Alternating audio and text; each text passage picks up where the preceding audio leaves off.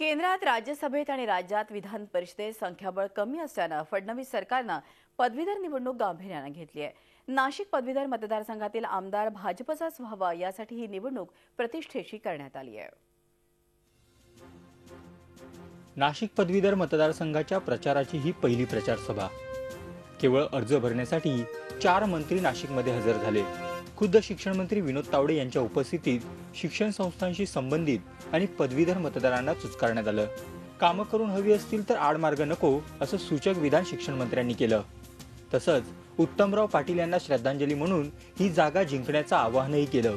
मला खात्री आहे की जी परंपरा प्रतापदादा सोनवणे आणि त्यांच्या काळात होती ती परंपरा पुन्हा या ठिकाणी डॉक्टर प्रशांत पाटील सुरू करतील आणि भारतीय जनता पक्षाचे प्रशांत पाटील यावेळी चांगल्या मताने निवडून येतील.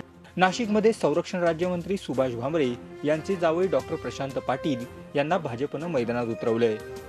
भाजपनं ही निवडणूक प्रतिष्ठेची केली असून खुद्द संरक्षण राज्यमंत्री यासाठी तळ ठोकून बसणार आहेत.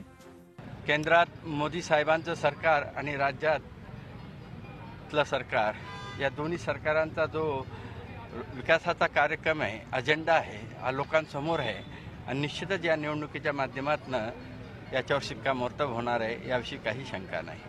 गेल्या 2 टर्ममध्ये या विभागात काँग्रेसचे सुधीर तांबे यांचं वर्चस्व राहिलंय. महापालिका आणि जिल्हा परिषद निवडणुकांच्या पार्श्वभूमीवर यावेळेस कोण पदवी मिळवतं यावर शिक्षण संस्थांवरील पकड मजबूत होणार आहे. योगेश खरे, झी मीडिया, नाशिक. झी 24 तास रहा एक पाऊल पुढे.